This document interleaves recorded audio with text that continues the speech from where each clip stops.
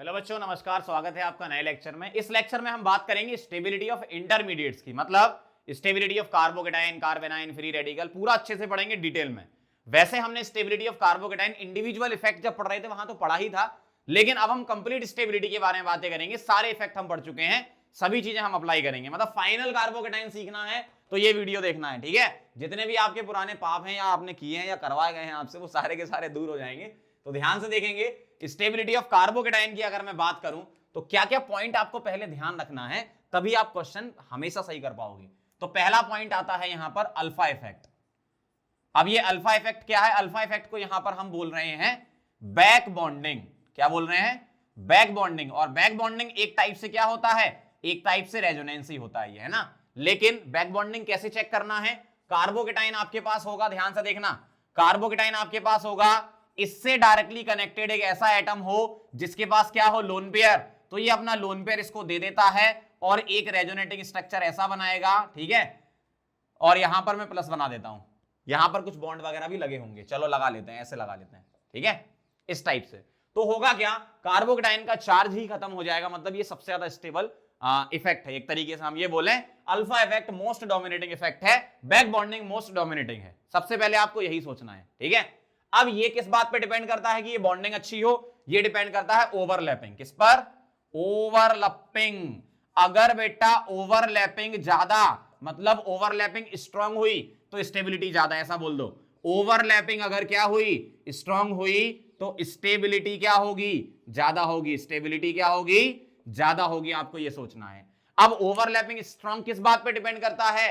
Atomic orbital के size पे depend करता है इनके। जैसे कार्बन का होता है 2p, भाई कार्बोकेटाइन अगर है तो ये 2p। अब यहां लोन पेयर चेक कर लो कौन सा है। तो अगर ये सेकंड p में आता है तो 2p ओवरलैपिंग अच्छी होगी कंपेरिजन टू थर्ड पीरियड वाला। जैसे अगर मैं आपसे बोल दूं कि बताओ बेटा CH2 प्लस OH और CH2 प्लस SH किसमें बैक बॉन्डिंग अच्छी होगी? जिसमें बैक बॉन्डिंग अच्छी वो स्टेबल कर देगा। लोन पेयर तो ये भी डोनेट करेगा, लोन पेयर ये भी डोनेट करेगा, लेकिन ये सेकंड पीरियड और ये थर्ड पीरियड का है तो ये आएगा। अगर आपके पास सेकंड पीरियड के ही आ गए, जैसे अगर आपके पास ऐसा आ गया CH2 प्लस NH2 और CH2 प्लस OH, तो बताओ जरा, ये भी अपना लोन पेयर देगा और ये भी अपना लोन पेयर देगा, लेकिन ये अच्छा है। क्यों? यहां फंडा लगता है साइज का। कार्बन का साइज ज्यादा होता है, फिर नाइट्रोजन और फिर ऑक्सीजन। तो आप देखो ओवरलैपिंग किसकी अच्छी होगी? नाइट्रोजन कार्बन की अच्छी होगी, फिर ऑक्सीजन कार्बन की। बहुत सिंपल चीज है, पहले भी अपन एक बार पढ़ चुके हैं इस चीज को, है ना। तो ओवरलैपिंग स्ट्रॉन्ग, स्टेबिलिटी ज्यादा। अलग अलग पीरियड से आएंगे तो ऐसा होगा क्योंकि साइज डिफरेंस होता है, ठीक है। और अगर सेम पीरियड से तब भी साइज डिफरेंस से चलेंगे। सेम पीरियड में कार्बन नाइट्रोजन और फिर कार्बन ऑक्सीजन, ऐसे करना है आपको। समझ गया? अल्फा इफेक्ट बहुत आसान है। तो अल्फा इफेक्ट में क्या है? एक तरीके से बैक बॉन्डिंग है। और बैक बॉन्डिंग किस बात पे डिपेंड करती है? Extent of overlapping. अगर एक्सटेंट ऑफ ओवरलैपिंग ज्यादा तो स्टेबिलिटी ज्यादा, ठीक है। इस तरीके से आपको कंपेयर कराना है और बाकी सारी चीजें आप जानते हो। सेकंड पॉइंट में मैं लिख रहा हूं अल्फा इफेक्ट हमने समझ लिया। अब मैं सेकंड में पूरा क्राइटेरिया लिख रहा हूं। पूरा क्राइटेरिया क्या? सबसे पहले क्या सोचना है आपको? ये सबसे इंपॉर्टेंट पॉइंट हो गया आपका, है ना। सबसे पहले बैक बॉन्डिंग, BBS लिख रहा हूं। BBS मतलब बैक बॉन्डिंग स्टेबिलिटी, BBS मतलब बैक बॉन्डिंग स्टेबिलिटी। सबसे पहले ये डोमिनेटिंग होगा, फिर एरोमेटिसिटी, फिर रेजोनेंस, फिर हाइपर और फिर इंडक्टिव। ये आपका फाइनल क्राइटेरिया हो गया कार्बोकेटाइन के लिए, ठीक है। एक आध दो एक्सेप्शंस होते हैं जो कि हम अलग से लिख लेंगे, लेकिन सारे के सारे क्वेश्चन आपको यही सोच के करने हैं, ठीक। पॉइंट नंबर 3, रेजोनेंस में हम लिख ही चुके थे, ये इंडक्टिव में भी लिख चुके थे क्या? कि स्टेबिलिटी ऑफ कार्बोकेटाइन, स्टेबिलिटी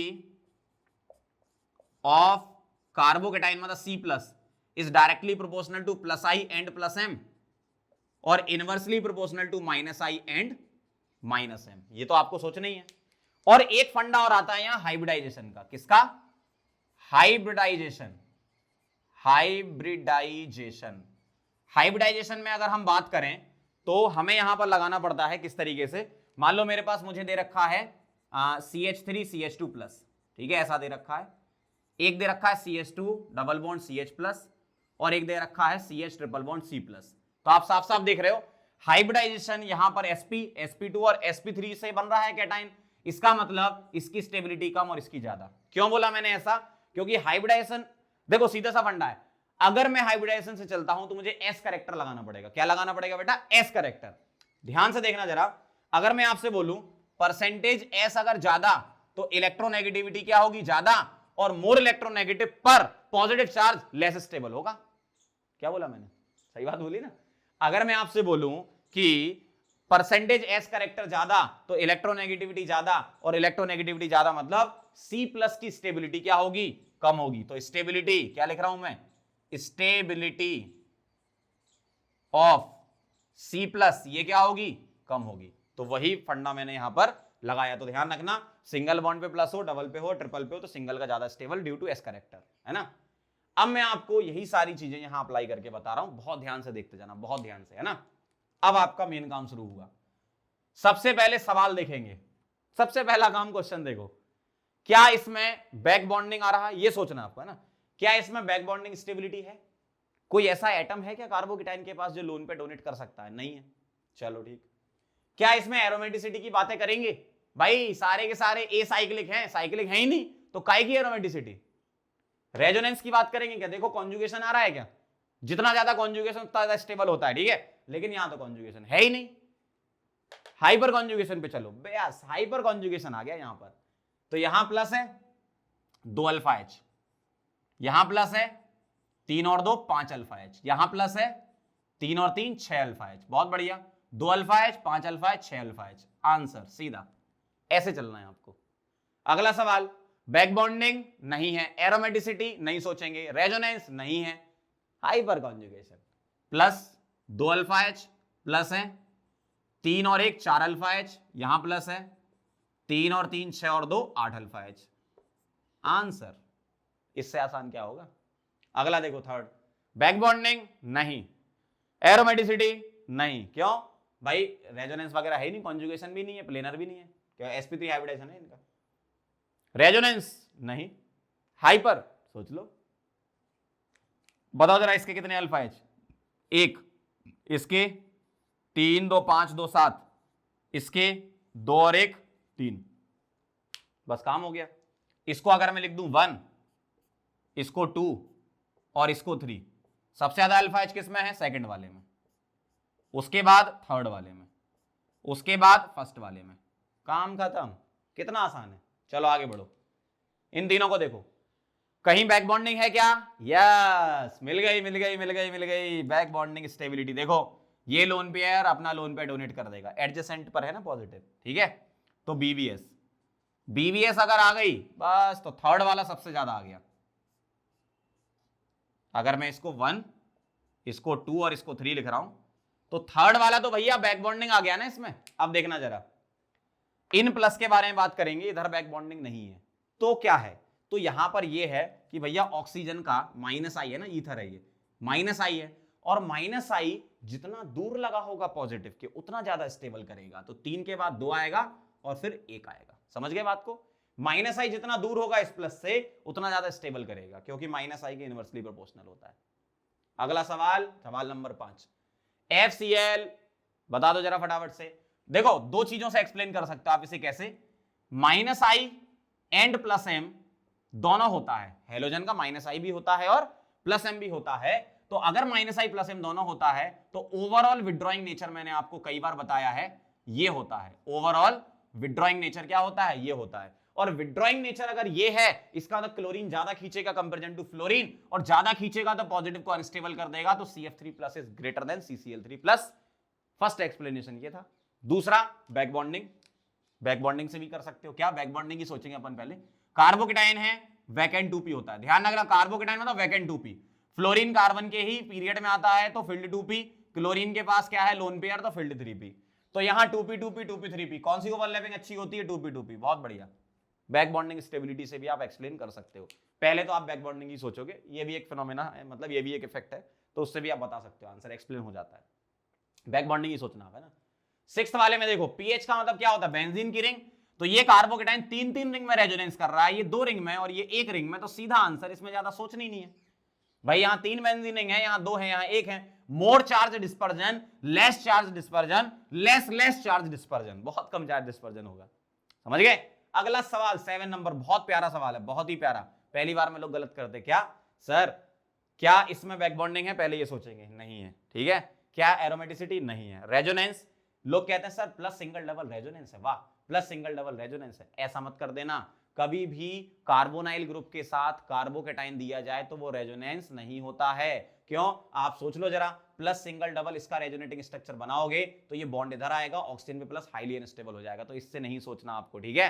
इसके बारे में फिर ध्यान रखना, भले ही आपको साफ साफ चमकता हुआ दिख रहा है प्लस सिंगल डबल रेजोनेंस करा दें, ऐसा नहीं होता। क्यों, बहुत ही हाईली अनस्टेबल रेजोनेटिंग स्ट्रक्चर बनेगा इसका अगर बनेगा तो रेजोनेंस नहीं चलेंगे, हम किससे चलेंगे, उसके अगले इफेक्ट से, हाइपर कॉन्जुगेशन से। चलो ठीक है, यहां पर इस प्लस के 0 अल्फा एच, इस प्लस के 2 अल्फा एच यहां पर, ठीक है, और इस प्लस के 3 और 2 5 अल्फा एच, इस प्लस के कितने 0 अल्फा एच, ठीक। तो आंसर क्या आ गया आपका, ये ऐसे चलना है आपको, बहुत ध्यान रखना, इस वाले क्वेश्चन स्पेशल चीज है ये। प्लस सिंगल डबल और डबल बॉन्ड ओ आया तो रेजोनेंस नहीं करता है। अगला सवाल 8th वाला देखो, ये तो मैं एक्सप्लेन कर चुका हूं आपको, यहां पर हाइब्रिडाइजेशन वाले फिनोमेना से रिलेटेड क्वेश्चन है, ये आंसर है। अगला 9th वाला देख के आंसर आ गया होगा अब तो, चेक करो, बैक बॉन्डिंग स्टेबिलिटी नहीं, एरोमेटिसिटी, ये एरोमेटिक रिंग है, ठीक है। रेजोनेंस, इसमें कम रेजोनेंस है, इसमें और कम रेजोनेंस है, ये एरोमेटिक रिंग थी, कार्बोकेटाइन है, या आप रेजोनेंस ही बोल सकते हो सर, प्लस सिंगल डबल बहुत भयंकर रेजोनेंस चल रहा है, बहुत बढ़िया। यहां पर प्लस सिंगल डबल, बस यहां पर एक ही सिंगल डबल है, ठीक है। तो इधर मोर रेजोनेंस, इधर लेस, और इधर वेरी लेस, ठीक है। इस तरीके से आपको अप्लाई करना है, समझ गए बात को, बहुत आसान चीज है। सारे इफेक्ट हमने पढ़ लिए ना, अब आपके लिए कुछ ज्यादा खास बचा नहीं है, बस एक बार देखते जाओ अपन जो पिक्चर आपको दिखा रहे हैं, ठीक है। चलो इसको नोट करो, फिर और क्वेश्चन करते हैं।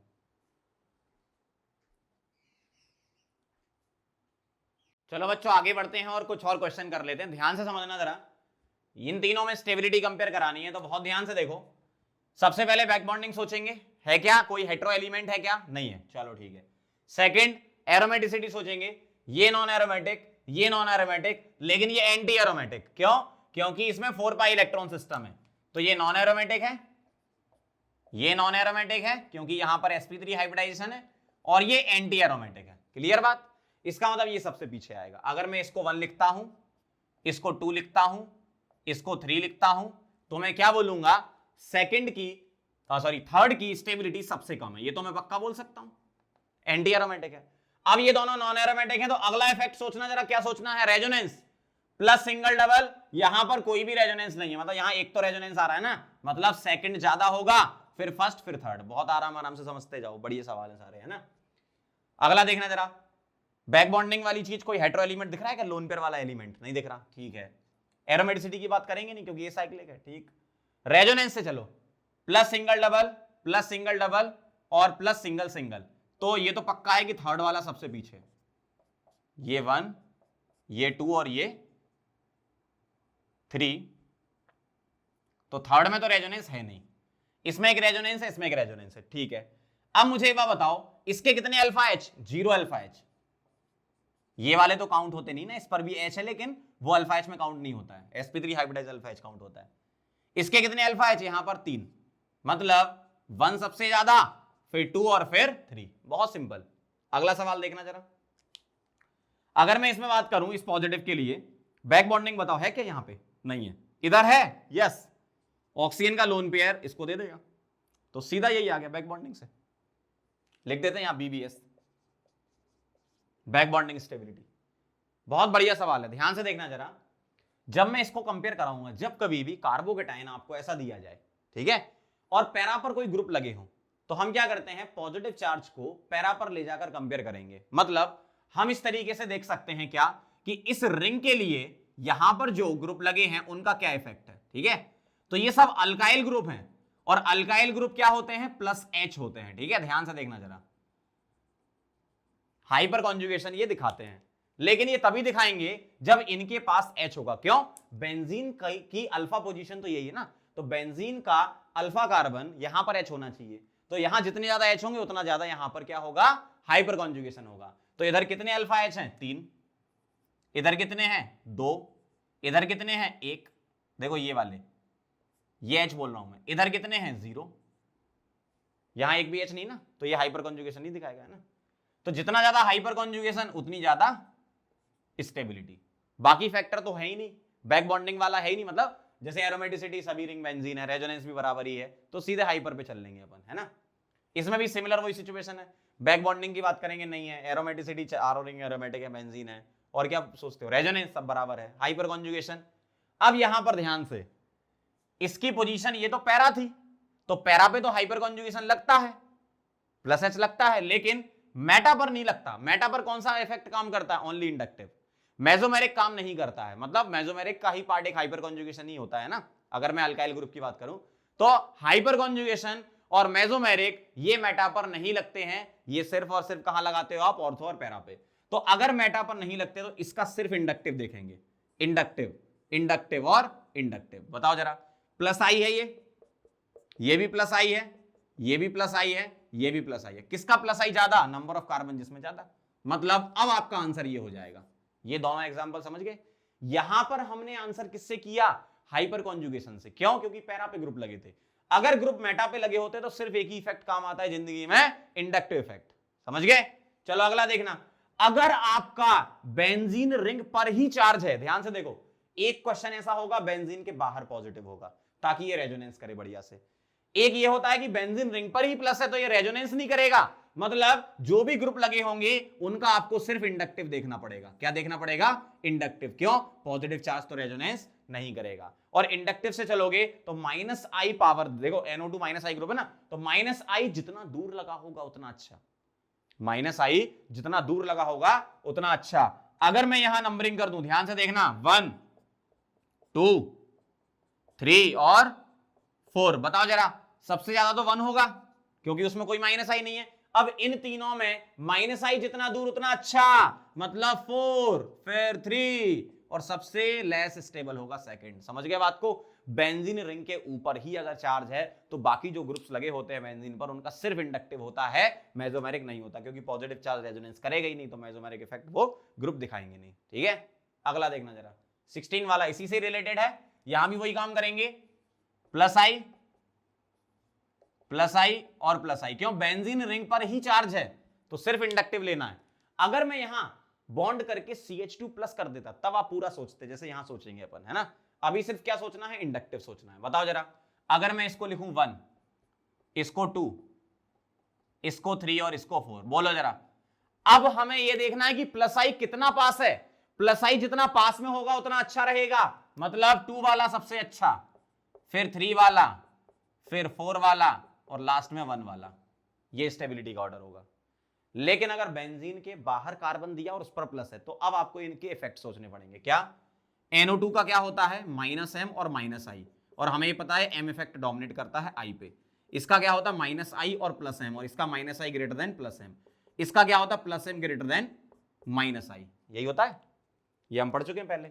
आपको यहां पर इससे सोचना है, यहां पर इससे सोचना है और यहां पर इससे सोचना है। ठीक है, यहां पर कोई इफेक्ट नहीं है। तो ध्यान से देखना जरा, अगर मैं 1 2 3 4 लिखता हूं, ये 1, ये 2, ये 3 और ये 4 अगर लिखता हूं तो स्टेबिलिटी सबसे ज्यादा कौन करेगा, -M, -I, +M और न्यूट्रल। तो सबसे ज्यादा होगा थर्ड वाला, पक्का, क्योंकि +M है। उसके बाद न्यूट्रल आएंगे, फिर माइनस वाले आएंगे ना, तो थर्ड के बाद फोर्थ। क्लियर। अब माइनस में आ जाओ, -M और -I कौन सा इफेक्ट वीक है, जो वीक होगा वो कार्बोकेटाइन की स्टेबिलिटी बढ़ाएगा, है ना, तो सेकंड वाला आएगा। और सेकंड के बाद लास्ट में क्या आएगा, फर्स्ट वाला, क्योंकि ये -M है, बहुत स्ट्रॉन्ग विड्रॉइंग है, तो कार्बोकेटाइन की स्टेबिलिटी कम कर देगा। समझना बात को ध्यान से, है ना। अगला सवाल देखो, यहां देखना, प्लस सिंगल डबल, ठीक है, और यहां क्या है, लोन पेयर। यहां प्लस, ओ भाई देखो, लोन पेयर क्या करेगा, BBS लगा देगा। ठीक है, अब ध्यान से सुनना, लोन पेयर क्या करेगा, BBS लगा देगा, बैक बॉन्डिंग स्टेबिलिटी। आप बोलोगे सर यहां तो मुझे दिख नहीं रही, बेटा मन की आंखों से देखो, जब ये पॉजिटिव सिंगल डबल रेजोनेंस कर लेगा तो आपको कुछ ऐसा नजर आएगा। ध्यान से देखना जरा, यहां प्लस और ये, तो रेजोनेंस के साथ बैक बॉन्डिंग है। देखना जरा, देखो यहां भी BBS है, मन की आंखों से देखना पड़ेगा बेटा। पॉजिटिव चार्ज अगर रेजोनेंस करके बैक बॉन्डिंग स्टेबिलिटी ला रहा है तो वो ज्यादा अच्छी बात है कि रेजोनेंस के साथ बैक बॉन्डिंग आ गई। इसका मतलब देखने में ये लगता है पहली नजर में, लेकिन होता ये बहुत बढ़िया सवाल है। और यहां पर एक चीज और है, क्या, ये जो लोन पेयर बैक बॉन्डिंग कर रहा होगा तो ये लोन पेयर यहां रेजोनेंस भी तो कर रहा होगा, मतलब यहां क्रॉस कॉन्जुगेशन है। क्रॉस कॉन्जुगेशन है, इसका मतलब क्या है, ये लोन पेयर इफेक्टिवली इसके साथ बैक बॉन्डिंग नहीं करेगा। क्यों? इसको कहीं और भी जाना है, ये दो काम एक साथ कर रहा है। ये बैक बॉन्डिंग स्टेबिलिटी दे रहा है, लेकिन ये बोलेगा भैया हमें इसको भी तो सेटिस्फाई करना है, मतलब लोन पेयर सिंगल डबल इधर भी तो जाना है, क्योंकि हमारा रेजोनेंस उसके साथ भी तो है। जबकि यहां पर ऐसा कुछ नहीं है, ठीक है। ये पॉजिटिव रेजोनेंस करके आ जाएगा, तो ये लोन पेयर अच्छे से बैक बॉन्डिंग करेगा, इधर कोई क्रॉस कॉन्जुगेशन नहीं है, ठीक है। तो इसलिए ये ज्यादा स्टेबल है। क्लियर? चलो 19 वाला बहुत प्यारा क्वेश्चन है, देखना। ये प्लस ये lone pair BBS, back bonding stability. ये प्लस ये लोन पेयर बीबीएस, किसकी बीबी अच्छी भाई? बैक बॉन्डिंग किसकी अच्छी? नाइट्रोजन की अच्छी। क्यों? कंपेरेबल साइज होता, बताया था ना, carbon nitrogen oxygen, carbon nitrogen की ओवरलैपिंग अच्छी कंपेरिजन टू कार्बन ऑक्सीजन, ठीक है। ये कहानी है, समझ गए बात को? तो बहुत सारे क्वेश्चन हमने कर लिए इसमें, और भी क्वेश्चन बचे हैं वो भी करेंगे, पहले इसको नोट करो, फटाफट से लिख लो।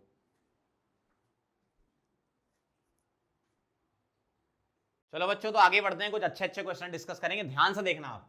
इन दोनों में स्टेबिलिटी बता दो जरा। मैंने आपको बताया था CH2 प्लस या CH2 माइनस, इनमें SIR नहीं लगता, लेकिन अगर यहां पर मैं CMe2 प्लस ले लूं, मतलब C प्लस लगा है और 2 मिथाइल लगे हैं, तो इसमें SIR लगता है। तो होगा क्या, ये जो ग्रुप है ये इसको रिपेल करेंगे, मतलब यहां होगा SIR, और SIR होगा तो ये कार्बोकेटायन रिंग के साथ रेजोनेंस नहीं करेगा, तो नो रेजोनेंस। जबकि यहां पर नो SIR नहीं लगेगा, क्योंकि ऑर्थो पर ग्रुप नहीं लगे हैं बल्कि ग्रुप, मतलब यहां पर रेजोनेंस होगा, और अगर रेजोनेंस होगा तो स्टेबिलिटी आएगी, सीधा सा फंडा है। अगला 21 वाला सवाल देखेंगे। C प्लस और इस पर H, D और T लगे हैं। आपको ये पता है कि प्लस आई इफेक्ट T का ज्यादा, फिर D का, फिर H का, और प्लस आई के डायरेक्टली प्रोपोर्शनल होती है कार्बोकेटाइन की स्टेबिलिटी। लेकिन अगर उन्होंने ऐसा दे दिया तो अब आ गया यहां पर हाइपर कॉन्जुगेशन। क्यों? इस पॉजिटिव के ये अल्फा कार्बन है, ये अल्फा कार्बन है, और अल्फा कार्बन पर क्या लगा है? H लगा है, D लगा है, T लगा है। तो आप मुझे बताओ बॉन्ड एनर्जी का ऑर्डर क्या होता है आइसोटोप्स में? CH की कम, फिर CD, फिर CT। तो जब हाइपर कॉन्जुगेशन होगा तो किसमें अच्छा होगा? जिसकी बॉन्ड एनर्जी कम है, और बॉन्ड एनर्जी कम है मतलब स्टेबिलिटी ज्यादा हो जाएगी ड्यू टू हाइपर कॉन्जुगेशन। यहां कौन सा इफेक्ट मैंने लगाया है? Hyper conjugation. हाइपर कॉन्जुगेशन में क्या होता है? अल्फा वाले कार्बन का और H का या D का या T का बॉन्ड टूटता है, मतलब CH बॉन्ड आसानी से टूटेगा, फिर CD और फिर CD टूटेगा।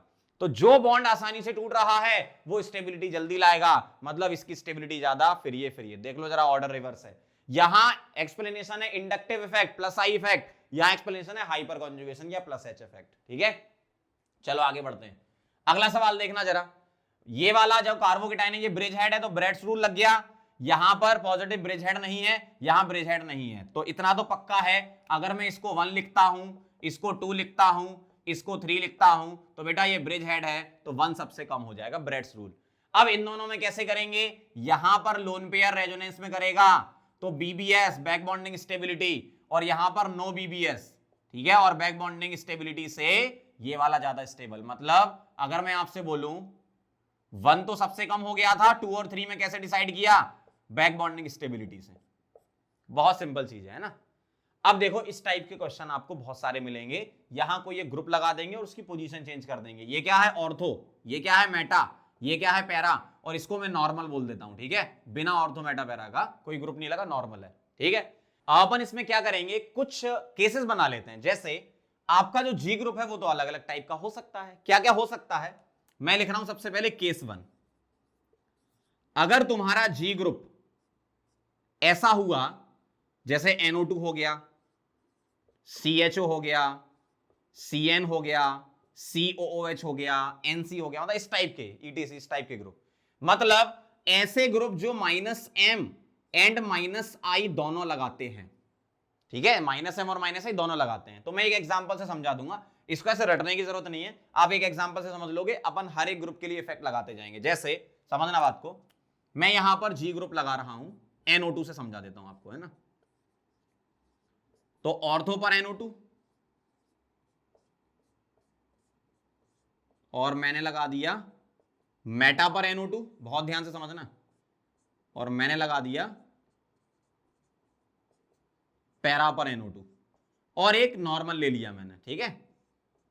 नॉर्मल के साथ भी इसका रिलेशन लिखते जाएंगे। अब ध्यान से देखना कैसे आपको इफेक्ट अप्लाई करना है। हमें इतना तो पता है कि CH2 प्लस में ऑर्थो इफेक्ट नहीं लगता, ये तो कंफर्म है ना। तो ऑर्थो इफेक्ट के बारे में बिल्कुल नहीं सोचना, CH2 प्लस है यहां पर। अगर यहां CMe2 होता तो सोच सकते थे। बताओ जरा कौन सा इफेक्ट है इसका, -M एंड -I। ऑर्थो पे दोनों लगते हैं, ऑर्थो पर दोनों लगते हैं, मेटा पर ओनली इंडक्टिव, पैरा पर भी दोनों लगते हैं, -M एंड -I। अब मुझे एक बात बताओ, -M -I दो इफेक्ट लग रहे हैं, यहां सिर्फ एक माइनस लग रहा है, -I, यहां -M -I दोनों लग रहे हैं। ध्यान से सुनना जो मैं बात बोल रहा हूं, इसमें तो कोई माइनस नहीं लग रहा ना, मतलब इसका ये है कि नॉर्मल वाला, नॉर्मल को मैं n लिख देता हूं, ठीक है, नॉर्मल वाला सबसे अच्छा होगा, नॉर्मल वाला सबसे अच्छा होगा। क्यों? कोई भी नेगेटिव इफेक्ट नहीं है यहां, कम से कम नेगेटिव कुछ तो है। अब इसके बाद यहां सिर्फ एक ही नेगेटिव है, वो भी इंडक्टिव, मतलब मेटा। n मतलब normal without effect, without group, m मतलब मेटा। इन दोनों में कैसे करोगे? -M आपका जो होता है मेसोमेरिक, वो होता है डिस्टेंस इंडिपेंडेंट, इंडक्टिव होता है डिस्टेंस डिपेंडेंट। और -I जितना दूर लगा हो उतना अच्छा है कार्बोकेटाइन के लिए, मतलब पैरा और फिर ऑर्थो, कोई भी इस टाइप का ग्रुप आप लगा दो, यही आंसर आएगा।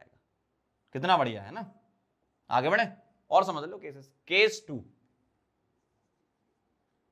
टू में मैं ले रहा हूं ऐसे ग्रुप जो ऐसे होते हैं, OH, OR, NH2, OCOCH3, NHCOCH3, इस टाइप के, मतलब ऐसे ग्रुप जो +M लगाते हैं एंड -I लगाते हैं, और इनका +M डोमिनेट करता है किस पर?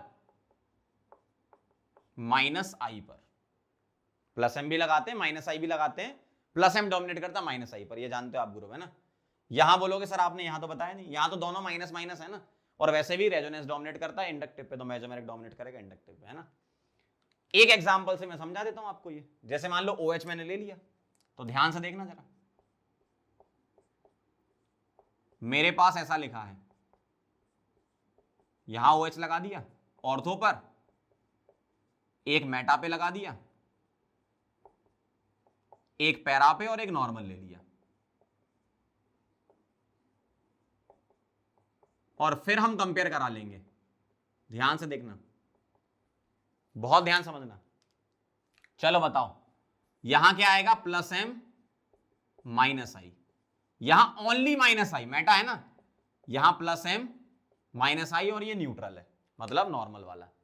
तो मुझे एक बात बताओ, +M -I, यहां +M भी है, -I भी है, यहां ओनली -I है, यहां +M -I, और यहां कुछ नहीं है, मतलब यहां एक नेगेटिव इफेक्ट है -I, मतलब मेटा वाला सबसे पीछे आएगा।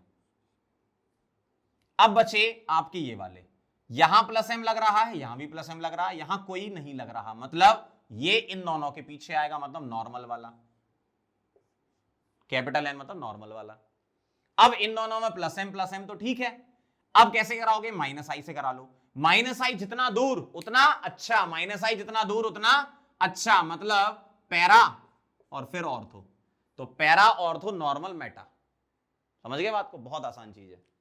अगला केस 3, अगर G ग्रुप तुम्हारा हेलोजन हो जाए, FClBrI, इसमें क्या होता है? -I भी होता है एंड +M भी होता है, दोनों होते हैं, लेकिन -I डोमिनेट करता है +M पे, ये भी आप जानते हो। ठीक, जैसे मैं एक एग्जांपल फ्लोरीन से समझा देता हूं आपको, अरे बहुत आसान है। CH2 + F, CH2 plus Meta पर F, और CH2 प्लस पैरा पर F, और यहां CH2 प्लस नॉर्मल वाला। अब मुझे बताओ, -I +M दोनों होते हैं, और -I डोमिनेट करता है +M पर, मतलब ओवरऑल विड्रॉइंग नेचर होता है, ठीक है, ध्यान रखना। तो ये -I भी है +M भी है, यहां पर ओनली -I, यहां पर -I एंड +M, ठीक है। अब ध्यान से देखना जरा, इन तीनों में फ्लोरीन लगा है, मतलब हेलोजन लगा है, हेलोजन ओवरऑल विड्रॉइंग होता है, यहां तो कोई विड्रॉइंग ग्रुप नहीं है ना, मतलब नॉर्मल वाला सबसे पहले, नॉर्मल वाला सबसे पहले, उसके बाद किस पे चलोगे? उसके बाद देखो जरा, नॉर्मल सबसे पहले, और अच्छा इतना तो पक्का है, यहां एक माइनस आई है जबकि यहां कुछ ना कुछ प्लस एम तो लगा है, इसका मतलब मेटा वाला माइनस वाला सबसे कम होगा, तो मेटा सबसे पीछे। अब बात आती है पैरा और ऑर्थो की। तो पैरा पर देखो जरा, माइनस आई जितना दूर उतना अच्छा, मतलब पैरा आ गया और फिर ऑर्थो आ गया, बहुत सिंपल। तो नॉर्मल पॉम पॉम खत्म। अगला देखना जरा केस 4। केस नंबर 4 क्या कहता है, अगर तुम्हारे जी ग्रुप ऐसे आते हैं जो सिर्फ इंडक्टिव दिखाते हैं, जैसे NH3 प्लस, NH3 प्लस हो गया, NR3 प्लस हो गया, ये सिर्फ इंडक्टिव दिखाते हैं, SR2 प्लस हो गया, ठीक है, इस टाइप के ग्रुप, ये क्या है, ओनली इंडक्टिव, ओनली माइनस आई। तो आप देखना जरा कैसे लिखेंगे, CH2 प्लस NH3 प्लस, ये ले लिया मैंने, है ना, CH2 प्लस मेटा पर NH3 plus, CH2 plus para पर NH3 प्लस, और एक न्यूट्रल वाला नॉर्मल वाला ले लिया। अब मुझे आप एक बार बताओ, इन तीनों में आपको क्या सोचना, सिर्फ इंडक्टिव, तो माइनस आई माइनस आई माइनस आई और न्यूट्रल, मतलब नॉर्मल वाला सबसे ज्यादा। अब ये देख लो, माइनस आई जितना दूर उतना अच्छा, मतलब पैरा मेटा ऑर्थो, खत्म कहानी। इस टाइप से चलना है। तो आप देख लो जरा कैसे मैं क्वेश्चन कर रहा हूं, आपके पास कोई भी क्वेश्चन मिक्स होकर आ सकता है, ठीक है। आप तरीके देख लो मैं क्या क्या चीजें अप्लाई कर रहा हूं। एक केस और बचा है, इसको नोट कर लो, फिर मैं बताता हूं। ऐसे ग्रुप जो अल्काइल वाले हों, जिसमें हाइपर कॉन्जुगेशन से सोचना पड़ता है ना, फटाफट से इसको नोट करो, फिर आगे बढ़ते हैं। चलो बच्चों आगे बढ़ते हैं और केस 5 बना लेते हैं। क्या, अगर तुम्हारा जी ग्रुप, उसी में ही जो पिछला था अपना क्वेश्चन नंबर 24, उसी में बता रहा हूं, अगर तुम्हारा जी ग्रुप अल्काइल हुआ, CH3 CD3 CT3 इस टाइप का, है ना, CH2D CH2T इस टाइप का ग्रुप हुआ, मतलब ETC लगा देता हूं मैं, है ना। अगर तुम्हारा ग्रुप ये हुआ तो अब तुम्हें कैसे करना है, बहुत ध्यान से देखना। मैं बनाता हूं रिंग, मिथाइल लेके समझाता हूं। यहां है CH2 प्लस और इधर मैंने लगा दिया मिथाइल, ऑर्थो पर मेटा पर और बड़ा पैरा पर। ध्यान से देखना, बहुत ध्यान से, बहुत खतरनाक चीजें चल रही हैं ये, आसानी से लोगों को समझ में आती नहीं है। आप लोग ध्यान से देखते जाओगे तो अपन समझा देंगे। ध्यान से देखना, ये जो मिथाइल है ये क्या है, प्लस H है, प्लस आई है, ये ओनली प्लस आई है, और ये प्लस H प्लस आई दोनों है, और ये नॉर्मल वाला है। तो इतना तो पक्का है कि यहां तीनों में प्लस है, ये नॉर्मल है। प्लस वाला तो अच्छा होता है ना कार्बोकेटाइन के लिए, मतलब नॉर्मल वाला पीछे आएगा। अब उसके बाद क्या आएगा, ये दोनों आगे आएंगे, ये पीछे आएगा। क्यों, क्योंकि इसमें सिर्फ और सिर्फ प्लस आई है। अब इन दोनों में प्लस एच है। अब कैसे देखोगे, प्लस आई जितना पास है उतना अच्छा है, प्लस आई जितना पास है उतना अच्छा है, मतलब ऑर्थो फिर पैरा फिर मेटा फिर नॉर्मल, ऐसे चलना है। बहुत आसान है। एक केस और बना लेते हैं, केस 6। अगर तुम्हारा जी ग्रुप हुआ CCl3, ये होता तो माइनस आई माइनस एच दोनों है, लेकिन माइनस आई डोमिनेट करता, मतलब ओवरऑल आंसर हम माइनस आई के अकॉर्डिंग किया करते थे। हमने एसिडिक स्ट्रेंथ बेसिक स्ट्रेंथ में भी किया है इस टाइप के क्वेश्चन, है ना। तो CCl3 को क्या मान के चलना बेटा तुम्हें, माइनस आई। तो कैसा आंसर आएगा, ध्यान से देखो, CCl3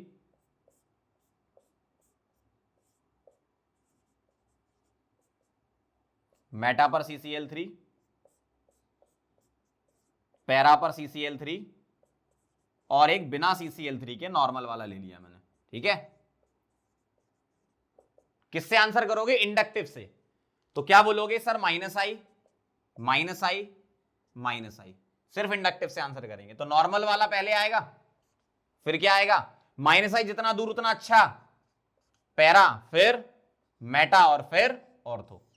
इस तरीके से आपको अप्रोच करना है क्वेश्चन, समझ गए बात को। चलो अब एक कॉन्सेप्ट यहां पर आता है, बेंट पी ओवरलैपिंग या डांसिंग रेजोनेंस इसको बोलते हैं। तो समझ लो, बाकी आप इसका आंसर कर ही सकते हो।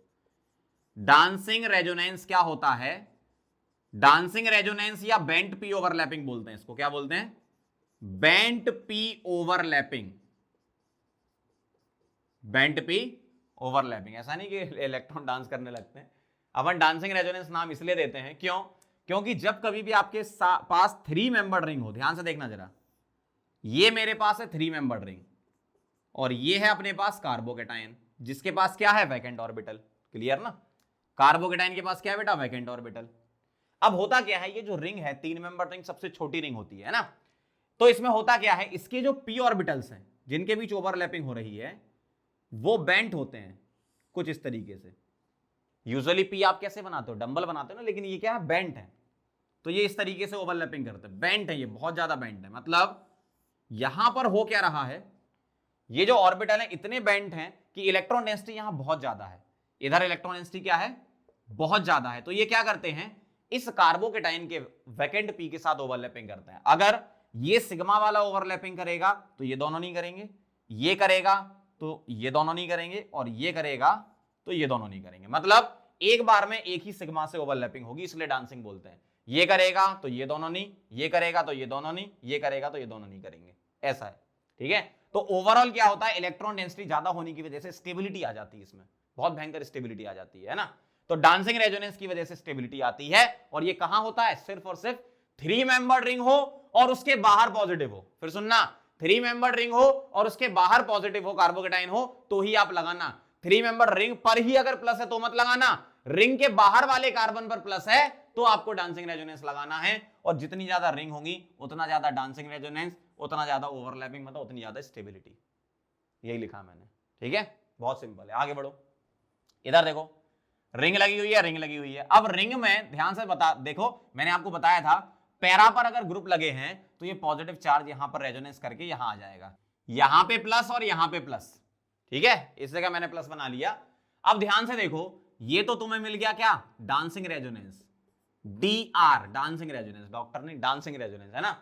यहां पर no dancing resonance, no dancing resonance, dancing resonance से स्टेबिलिटी बढ़ जाती है, सिंपल सा है।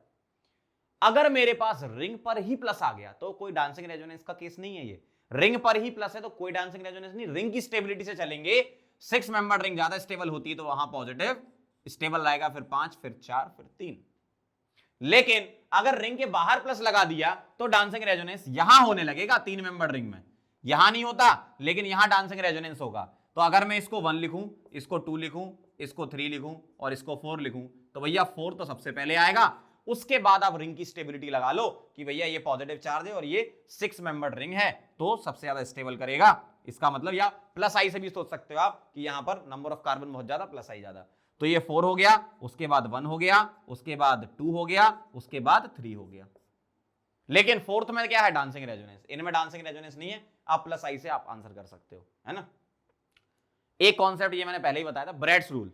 ब्रेड्स रूल में जितने ज्यादा कार्बन होंगे रिंग के अंदर, ब्रेड्स रूल में रिंग के अंदर जितने ज्यादा कार्बन है, रिजिडिटी उतनी कम रहती है, रिजिड नहीं रहता सिस्टम। और रिजिड नहीं है मतलब ठीक है, नॉर्मल से ज्यादा स्टेबल है।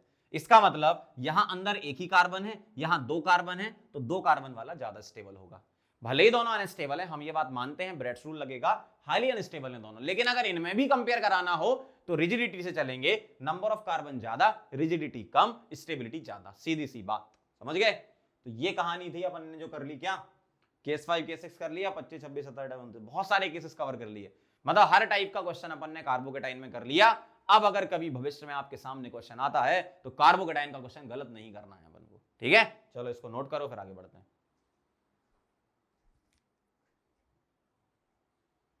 चलो बच्चों आगे बढ़ते हैं, कार्बोकेटाइन से रिलेटेड कुछ इंपॉर्टेंट पॉइंट लिख लेते हैं। जैसे इन सब में स्टेबिलिटी कंपेयर करानी है तो स्टेबिलिटी का जो ऑर्डर होता है वो आप याद रखना डायरेक्ट। डांसिंग रेजोनेंस में अगर 3-3 रिंग लगी हुई हैं तो वो ज्यादा स्टेबल होता है कंपेरिजन टू एरोमेटिसिटी, और एरोमेटिसिटी से ज्यादा होता है रेजोनेंस, ठीक है। सॉरी, रेजोनेंस कम होता है, एरोमेटिसिटी ज्यादा होता है इससे। उसके बाद क्या होता है, 2 रिंग वाला, और फिर होता है 2 रिंग का रेजोनेंस वाला। तो क्या है, डांसिंग रेजोनेंस, एरोमेटिसिटी, फिर रेजोनेंस, फिर डांसिंग रेजोनेंस, फिर रेजोनेंस, ऐसा होता है। मतलब ये ऑर्डर आपको याद रखना पड़ेगा। इधर क्या होता है, यहां देखने में तो यहां रेजोनेंस है, यहां नहीं है, लेकिन फिर भी ये ज्यादा स्टेबल होता है क्योंकि इसमें 9 अल्फा एच है, वो स्टेबिलिटी को बहुत बढ़ा देते हैं कंपेरिजन टू रेजोनेंस। तो ये 2 एग्जांपल आपको अलग से ध्यान रखने पड़ेंगे, ठीक है। अब कार्बोकेटाइन से रिलेटेड कुछ ज्ञान की बातें लिख लेते हैं कार्बोकेटाइन में। जैसे अपने पास अगर मान लो एक है लोकलाइज कार्बोकेटाइन और एक है डीलोकलाइज कार्बोकेटाइन, ठीक है। तो चाहे लोकलाइज कार्बोकेटाइन हो चाहे डीलोकलाइज्ड हो, मतलब ये रेजोनेंस कर रहा है, ये रेजोनेंस नहीं कर रहा है, तो यहां क्या लिख रहा हूं, नो रेजोनेंस और यहां क्या लिख रहा हूं, रेजोनेंस। चाहे रेजोनेंस हो या ना हो, कार्बोकेटाइन ऑलवेज sp2 हाइब्रिडाइज्ड होता है, ध्यान रखना, ठीक है। तो मैं इससे रिलेटेड पॉइंट लिख रहा हूं, हाइब्रिडाइजेशन sp2, अगर sp2 हाइब्रिडाइजेशन है तो ट्राइगोनल प्लेनर शेप होगा, ट्राइगोनल प्लेनर शेप होगा। क्यों? क्योंकि 3 सिग्मा होंगे, ठीक है, लोन पेयर वगैरह कुछ होगा नहीं। लेकिन हाँ ये पक्का है कि इसके पास वैकेंट ऑर्बिटल होगा। क्या होगा? वैकेंट ऑर्बिटल होता है। और अगर वैकेंट ऑर्बिटल है तो क्या मैं लिख सकता हूं, लुईस एसिड है। बिल्कुल सही है, लुईस एसिड है। क्या इसके पास कोई अनपेयर्ड इलेक्ट्रॉन है? नहीं है, या तो पेयर्ड इलेक्ट्रॉन है या तो वैकेंट ऑर्बिटल है। अनपेयर्ड नहीं है, इसका मतलब डायमैग्नेटिक होगा, मैग्नेटिक नेचर की अगर बात करें। और डायामैग्नेटिक होता है तो डायामैग्नेटिक सब्सटेंसेस का मैग्नेटिक मूवमेंट क्या होता है? 0, क्योंकि magnetic movement √n × n+2 where n is the number of unpaired electron. Unpaired electron होते नहीं तो मैग्नेटिक मूवमेंट 0 है, ठीक है। तो ये कुछ ज्ञान की बात है, ध्यान रखना बस, और ये ऑर्डर ध्यान रखना, फटाफट से नोट करो। अब हम चलेंगे कार्बेनाइन पर, लिख लो फटाफट। चलो बच्चों आगे बढ़ते हैं। जैसा हमने कार्बोकेटाइन में सीखा था वैसा ही सेम कार्बेनाइन में है, मतलब बिल्कुल वैसा ही पॉइंट लिखेंगे। जैसे पहला पॉइंट लिखा था हमने अल्फा इफेक्ट, यहां भी अल्फा इफेक्ट लिखेंगे। लेकिन यहां जो अल्फा इफेक्ट होगा वो क्या होगा, वो ध्यान से देखना जरा। मेरे पास कार्बेनाइन होगा, ये नेगेटिव चार्ज है, मतलब अल्फा इफेक्ट एक तरीके से बैक बॉन्डिंग स्टेबिलिटी होता है, ठीक है। तो कार्बेनाइन होगा और उसके पास ऐसा एटम हो जिसके पास वैकेंट डी ऑर्बिटल हो, तो ये अपना लोन पेयर इसको दे देता है और स्टेबल हो जाता है। अब ये ए कौन से होंगे? ये एटॉमिक नंबर 13 से एटॉमिक नंबर 17 और उसके नीचे वाले होते हैं, ठीक है। ये एटॉमिक नंबर लिख रहा हूं मैं, एटॉमिक नंबर 13 से 17 और उसके नीचे वाले, उन सबके पास वैकेंट डी ऑर्बिटल होता है। क्या होता है इनके पास? वैकेंट डी ऑर्बिटल होता है। तो यहां जो ओवरलैपिंग होगी वो क्या होगी? ये अपना 2p होता है, सेकंड पीरियड में होता है इसका लोन पेयर, और ये क्या होगा? 3d इसके पास खाली होगा। तो 2p 3d ओवरलैपिंग होगी, तो क्या बोलेंगे अपन इसको? बैक बॉन्डिंग बोलेंगे, ठीक है। तो यहां जो ओवरलैपिंग है वो 2p 3d है। जैसे एग्जांपल से समझना, मान लो CH2 नेगेटिव SH है मेरे पास और CH2 नेगेटिव OH है। तो अब आप देखोगे सल्फर के पास वैकेंट डी होता है, इसके पास नहीं होता है, तो ये अपना लोन पेयर इसको दे देता है, ये नहीं दे पाता, मतलब है ही नहीं इसके पास वैकेंट ऑर्बिटल। तो यहां पर क्या है? बैक बॉन्डिंग स्टेबिलिटी, BBS, यहां नो BBS। इस तरीके से चलना है, ठीक है। सेकंड पॉइंट अगर लिखेंगे अल्फा इफेक्ट के अलावा, दूसरा जो कंपेयर कराने के लिए आपको चाहिए, तो सेकंड पॉइंट में अपन को क्या करना है? जो सारे फैक्टर लगाने हैं वो कैसे लगाने हैं? जो सीक्वेंस मैंने वहां लिखा था वो यहां है, BBS, एरोमेटिसिटी, फिर रेजोनेंस, हाइपर इंडक्टिव, यही लगाना पड़ेगा, ठीक है। थर्ड पॉइंट देखना जरा। थर्ड पॉइंट में अगर मैं बात करूं तो stability is directly proportional to -i and -m और inversely to +i and +m, ये सोचना पड़ेगा आपको। और लास्ट पॉइंट होता है हाइब्रिडाइजेशन। फोर्थ पॉइंट क्या है? Hybridisation, digestion. और हाइब्रिडाइजेशन क्या कहता है कि अगर S कैरेक्टर ज्यादा तो इलेक्ट्रोनेगेटिविटी ज्यादा, तो स्टेबिलिटी नेगेटिव चार्ज की ज्यादा, पॉजिटिव की तो कम होती थी लेकिन नेगेटिव की स्टेबिलिटी ज्यादा होती है। इसलिए हम ये बोलते हैं कि alkynes are more acidic than alkenes followed by alkanes. क्यों? क्योंकि H+ निकल जाएगा तो एनाइन की स्टेबिलिटी का ऑर्डर यही रहेगा, मतलब वो अच्छा एसिड रहा होगा, है ना। तो ये मैंने कैसे करा? परसेंटेज S कैरेक्टर अगर ज्यादा तो इलेक्ट्रोनेगेटिविटी ज्यादा, स्टेबिलिटी ऑफ नेगेटिव चार्ज ज्यादा, मतलब स्टेबिलिटी ऑफ C नेगेटिव ज्यादा होगी, सिंपल सा। अब यही सारे फंडे हमें यहां लगाने, बहुत आसान है। देखो कंपेयर स्टेबिलिटी, आपसे स्टेबिलिटी कंपेयर करा रहे हैं इनकी, तो ध्यान से देखना जरा। नेगेटिव चार्ज यहां है, इसके पास वैकेंट ऑर्बिटल है, ये दे देगा, यहां नो BBS, नो BBS, यहां BBS है, तो कौन सा ज्यादा स्टेबल? ये वाला। और जितने भी मैं कार्बेनाइन यहां पे ले रहा हूं उसका एक उल्टा क्वेश्चन ये बन सकता है कि बताओ कौन सा ज्यादा अच्छा एसिड है। जैसे इसमें नेगेटिव ना लगाते ऐसे लिख देते, इसमें नेगेटिव नहीं लगाते ऐसे लिख देते, तो हम ये देखते कि नेगेटिव बनाने के बाद स्टेबिलिटी ज्यादा किसमें है। तो जिसकी स्टेबिलिटी ज्यादा है ना उसके करस्पॉन्डिंग एसिड की, अगर मैं इन सबको H दे दूं, सभी को H दे दूं, तो उनकी एसिडिक स्ट्रेंथ का ऑर्डर लिखना है ना, तो एनाइन की स्टेबिलिटी का ही ऑर्डर होगा, ठीक है। ध्यान से यहां देखना जरा, अगर बेंजीन रिंग पर ही नेगेटिव है, बेंजीन रिंग पर ही नेगेटिव है, तो ये जो ग्रुप होते हैं इनका सिर्फ इंडक्टिव काउंट होता है, तो -i से चलेंगे, और -i जितना पास उतना अच्छा कार्बेनाइन के लिए। इसका मतलब बेटा आंसर इसका ये आएगा, बहुत ध्यान से समझना। कार्बेनाइन अगर है तो -i पास में होना चाहिए। ये क्या है यहां पर? +i, ये क्या है? +i, ये क्या है? प्लस आई, और प्लस आई जितना दूर उतना अच्छा कार्बेनाइन के लिए, तो इसका आंसर ये आएगा। समझ गए बात को? माइनस आई जितना पास उतना अच्छा, प्लस आई जितना दूर उतना अच्छा, अगर रिंग पर ही नेगेटिव है तो। ठीक है, अगला देखना जरा, इस क्वेश्चन को देखेंगे, ये एरोमेटिक है, ये नॉन एरोमेटिक है, ये भी नॉन एरोमेटिक है, लेकिन इसमें रेजोनेंस है और इसमें नो रेजोनेंस। ठीक है, तो साफ साफ दिख रहा है आपको, आंसर ये होगा। बहुत आसान है। अगला देखो जरा, सी नेगेटिव Cl, यहां सी नेगेटिव F, कौन सा वाला ज्यादा स्टेबल करेगा? ओवरऑल विड्रॉइंग नेचर से भी कर सकते हो, या फिर अपन अल्फा इफेक्ट लगा के बैक बॉन्डिंग स्टेबिलिटी चेक करेंगे, तो ये आएगा आंसर। क्यों? क्योंकि Cl के पास वैकेंट डी ऑर्बिटल है, ये दे देगा, तो यहां BBS और यहां नो BBS।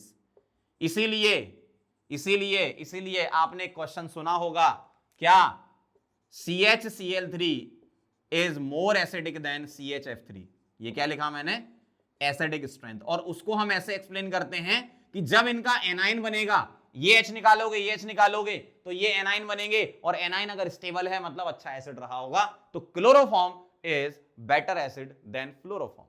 ठीक है, ध्यान रखना, बहुत अच्छा क्वेश्चन है। अगला देखो जरा, नेगेटिव सिंगल डबल, मैं लिख रहा हूं एक रेजोनेंस, यहां नेगेटिव सिंगल डबल इधर भी है इधर भी है, जबकि इसका इधर ही है, तो यहां दो रेजोनेंस लिख देता हूं। ठीक है, नेगेटिव सिंगल डबल, यहां भी दो रेजोनेंस लिख देता हूं। लेकिन ये क्या है? Extended conjugation. क्या है? एक्सटेंडेड, मैंने आपको पढ़ाया था एक्सटेंडेड। और ये क्या है?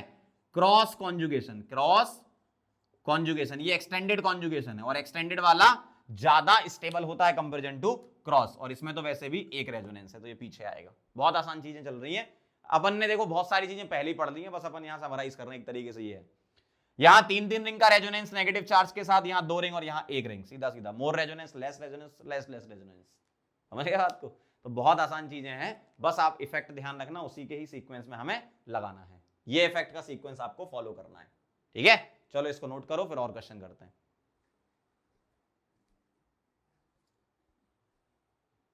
चलो बच्चों आगे बढ़ते हैं और कुछ और क्वेश्चन करते हैं, आपको समझ में आ जाएगा क्या हो रहा है। देखना, negative single single single single मतलब कोई रेजोनेंस नहीं, नो रेजोनेंस, यहां भी नो रेजोनेंस। देखो नेगेटिव सिंगल सिंगल आ गया, जबकि यहां पर यस रेजोनेंस होगा, तो रेजोनेंस होगा तो ये तो सबसे ज्यादा होगा। अब इन दोनों में देखोगे तो यहां पर देखना, ये डबल बॉन्ड है ना अल्कीन, इसका माइनस आई लगेगा, जबकि यहां पर अगर मैं इसको देखूं तो ये क्या है? अल्काइल ग्रुप, मतलब प्लस आई लगेगा। तो सीधी सी बात है, ये ज्यादा आएगा इससे, माइनस वाले सपोर्ट करते हैं ना कार्बेनाइन को। यहां देखना, ये एंटी एरोमेटिक हो गया, दो इसके और दो इसके, 4 पाई इलेक्ट्रॉन, और यहां नेगेटिव तो बनाया नहीं, बना लो, है ना, भूल गया बनाना, नेगेटिव आएगा। ठीक है, अब ये एंटी एरोमेटिक है, ये नॉन एरोमेटिक है, तो नॉन एरोमेटिक ज्यादा स्टेबल है, सीधा सा फंडा है भाई। ये कार्बेनाइन यहां प्लस है, ठीक है, एन के ऊपर, ये कार्बेनाइन यहां पी के ऊपर। अच्छा, फास्फोरस आ गया। फास्फोरस तो आपका एटॉमिक नंबर 13 से लेकर 17 के बीच में आता है ना, 15 होता है, मतलब वैकेंट डी है भैया इसके पास, वैकेंट डी है तो ये दे देगा, मतलब यहां बीबीएस होगा और यहां नो बीबीएस। नाइट्रोजन के पास बैक बॉन्डिंग ऑर्बिटल खाली नहीं होता है, तो बैक बॉन्डिंग नहीं होगी। अगला सवाल, negative single double resonance, negative single double resonance, negative single double resonance, लेकिन जब ये रेजोनेंस करेगा तो नेगेटिव चार्ज कहां क्रिएट करेगा? ऑक्सीजन पे। जब ये रेजोनेंस करेगा तो नेगेटिव चार्ज नाइट्रोजन पे। जब ये रेजोनेंस करेगा तो नेगेटिव चार्ज कार्बन पे आएगा। किस पर नेगेटिव ज्यादा स्टेबल होता है? ऑक्सीजन पर, मतलब ये ज्यादा स्टेबल है, फिर नाइट्रोजन पर, फिर कार्बन पर। इलेक्ट्रोनेगेटिविटी के बेसिस पर चलेंगे अगर लेफ्ट टू राइट चल रहे हो तो। चलो अगला सवाल, नेगेटिव ऑक्सीजन लगे हैं, मतलब साइक्लिक ईथर बोल दो, तो ये माइनस आई लगाएंगे। क्या लगाएंगे? माइनस आई लगाएंगे। ये भी माइनस आई लगाएंगे और ये भी माइनस आई लगाएंगे। लेकिन जो एक्स्ट्रा फैक्टर है वो क्या है, जो अपन सोचेंगे वो क्या सोचेंगे? इधर कोई वैकेंट ऑर्बिटल नहीं है, इधर इसके पास वैकेंट ऑर्बिटल है और इधर दोनों जगह वैकेंट ऑर्बिटल है, तो इधर नेगेटिव चार्ज के स्टेबल होने की कैपेसिटी अच्छी है, मतलब यहां पर दो वैकेंट ऑर्बिटल है कंपैरिजन टू एक, तो ये ज्यादा स्टेबल है क्योंकि बीबीएस होगा, तो मैं लिख देता हूं 2 बीबीएस। इधर से भी बैक बॉन्डिंग कर सकता है, इधर से भी, यहां 1 बीबीएस और यहां नो बीबीएस, और बैक बॉन्डिंग सबसे ऊपर आता है, ये ध्यान रखना आप। ठीक है, अगला सवाल, ब्रेड्स रूल से रिलेटेड दिख रहा है आपको, ब्रिज हेड दिख रहा है ना। नेगेटिव सिंगल डबल, क्या ये रेजोनेंस करेगा? ना, नहीं करेगा। क्यों? अगर ये रेजोनेंस करता तो यहां डबल आता, मतलब इस कार्बन पे पाई बॉन्ड आता, जो कि पॉसिबल नहीं है, तो यहां रेजोनेंस नहीं होगा। जबकि ये नेगेटिव रेजोनेंस कर लेगा, और कर लेगा तो स्टेबल है, तो यहां रेजोनेंस और यहां नो रेजोनेंस। ठीक है, आप बोल रहे हो कि सर आप तो डायरेक्ट ही सोच रहे हो, मैं सारे इफेक्ट के अकॉर्डिंग ही सोच रहा हूं, मतलब पहले मैं बीबीएस सोच रहा हूं, अब यहां बीबीएस थोड़ी है, साफ साफ दिख रहा है। फिर उसके बाद मैं एरोमेटिसिटी सोच रहा हूं, एरोमेटिसिटी है ही नहीं। फिर उसके बाद मैं रेजोनेंस सोच रहा हूं। आप सीक्वेंस में चलो, मैं डायरेक्ट जिससे वो एक्सप्लेन हो रहा है मैं सीधे वहीं पर आ रहा हूं, क्योंकि बाकी चीज नहीं लग रही है वहां पे, है ना। अगला देखना जरा, ओ पे नेगेटिव, एस पे नेगेटिव, सारे फैक्टर्स लगाते जाओ शुरू से लेकर लास्ट तक। अब यहां पर ये कार्बेनाइन तो नहीं है, ध्यान से सुनना, यहां पर ये कार्बेनाइन नहीं है, लेकिन आपसे ये क्वेश्चन पूछा जा सकता है कि बताओ किस पर नेगेटिव ज्यादा स्टेबल है। ठीक है, तो इस पर सबसे पहले तो स्टार लगाओ, क्योंकि ये कार्बेनाइन नहीं है, पहली बात, इंटरमीडिएट नहीं है ये। आपको किसी पर्टिकुलर एटम पे नेगेटिव चार्ज अगर कंपेयर कराना है तो उसके दो क्राइटेरिया है, ध्यान से सुनना, लेफ्ट टू राइट और top to bottom. Left to right electronegativity criteria है, top to bottom size criteria है। कभी भी किसी पर्टिकुलर एटम पे नेगेटिव चार्ज कंपेयर कराना, इसलिए मैंने ये इंट्रोड्यूस किया यहां पर, है ना। तो ओ पर नेगेटिव और एस पर नेगेटिव में कौन सा नेगेटिव ज्यादा स्टेबल है? ये वाला। क्यों? साइज क्राइटेरिया है, टॉप टू बॉटम चल रहे हो ना, सल्फर बड़ा होता है ऑक्सीजन पे, तो जितना बड़ा एटम उतना नेगेटिव चार्ज रखने की टेंडेंसी, होल्डिंग कैपेसिटी ज्यादा। समझ गए बात को? तो ये ज्यादा स्टेबल है। तो अगर आपसे पूछ ले कि फिनॉल के ऊपर SH लगा दिया और फिनॉल के ऊपर OH लगा दिया, बताओ कौन ज्यादा एसिडिक है? SH वाला ज्यादा एसिडिक है। क्यों? क्योंकि SH से H निकल जाएगा तो जो एनाइन बनेगा उसका स्टेबिलिटी ज्यादा है। समझ गए? चलो आगे आते हैं। अगर मान लो ये पूछ लिया आपसे, बताओ इन दोनों नेगेटिव चार्ज में कौन ज्यादा स्टेबल है? ध्यान से सुनना जरा, इन दोनों नेगेटिव में कौन सा ज्यादा स्टेबल है? तो फिर से ये कार्बेनाइन का सवाल नहीं है, लेकिन नेगेटिव चार्ज की स्टेबिलिटी से आप कनेक्ट कर सकते हो। कैसे? ये जो नेगेटिव चार्ज लगे हुए हैं, यहां फ्लोरीन और ये क्लोरीन, ध्यान से सुनना, अगर फ्लोरीन की बात करूं तो -I और +M ये दोनों होते हैं, और क्लोरीन -I और +M दोनों होते हैं। लेकिन ओवरऑल विड्रॉइंग नेचर कितनी बार बताया मैंने, फ्लोरीन क्लोरीन ब्रोमीन आयोडीन ये होता है, ओवरऑल विड्रॉइंग होता है ये, मतलब क्लोरीन ज्यादा खींचेगा, फ्लोरीन थोड़ा कम खींचेगा, क्लोरीन ज्यादा खींचेगा, मतलब नेगेटिव चार्ज को स्टेबल कर देगा। दूसरा एक्सप्लेनेशन सुनो, अगर ये नेगेटिव रेजोनेंस करके यहां आ जाता पैरा पे, और ये नेगेटिव रेजोनेंस करके यहां आ जाता पैरा पे, तो आप यहां थोड़ी देर के लिए नेगेटिव नेगेटिव सोच लो, रेजोनेंस कर करा के, है ना। अब यहां लग जाती BBS, क्या लग जाती यहां? BBS, back bonding. क्यों? क्लोरीन के पास वैकेंट डी है, इसके पास नो BBS। तो इससे भी आप एक्सप्लेन कर सकते हो कि ये ज्यादा स्टेबल है। कौन सा वाला? ये वाला। तो अगर आपसे पूछ ले कि फिनॉल है और नीचे F और Cl लगा, बताओ कौन ज्यादा एसिडिक होगा? ये ज्यादा एसिडिक है। क्यों? क्योंकि बनने वाला एनाइन इसका स्टेबल है। समझ गए बात को? तो मैंने यहाँ एक दो क्वेश्चन नेगेटिव चार्ज वाले भी इंट्रोड्यूस कर दिए ताकि आप समझ जाओ चीजों को। चलो वापस आते हैं कार्बेनाइन पर। ये कार्बेनाइन है ना। अब कार्बेनाइन में सोचना जरा, यहां जो NO2 लगा है इस पर लग रहा है SIR, क्योंकि ये मिथाइल ग्रुप इस पे लगा रहे हैं। CN पर तो SIR लगता नहीं है, तो नो सर। यहां पर यस सर, यहां नो सर।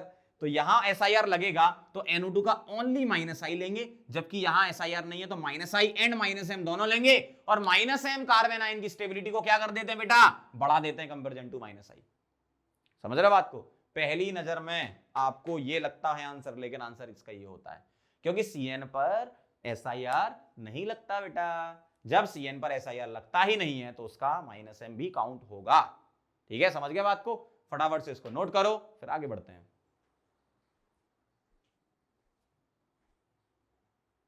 चलो बच्चों आगे बढ़ते हैं। स्टेबिलिटी ऑफ कार्बेनाइन के फटाफट से क्वेश्चन कवर कर लेते हैं। ध्यान से देखना जरा, मेरे पास बेंजीन रिंग है, इसके बाहर कार्बेनाइन बना रखा है मैंने, तो ये जो ग्रुप है इनके लिए हम सारे इफेक्ट काउंट करेंगे। ध्यान से देखना जरा, NO2 क्या होता है? NO2 -M -I।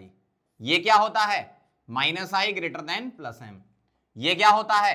+M greater than -I। यहां तो कुछ लगा ही नहीं है, मतलब जब डिफरेंट ग्रुप लगे हो तो आपको क्या लेना है? इसका +M उठाओ, इसका -I, और यहां से -M उठाओ, क्योंकि M डोमिनेट करता है I पे, है ना। तो अब क्या करेंगे? ये -M है, ये -I है, ये +M है, ये न्यूट्रल है, तो इतना पक्का है कि ये वाला सबसे पीछे आएगा, फिर न्यूट्रल वाला आएगा, और माइनस वाले आगे आएंगे, लेकिन -M वाला ज्यादा अच्छा स्टेबलाइज करेगा कंपेरिजन टू -I। तो ऑर्डर इसका ये रहेगा।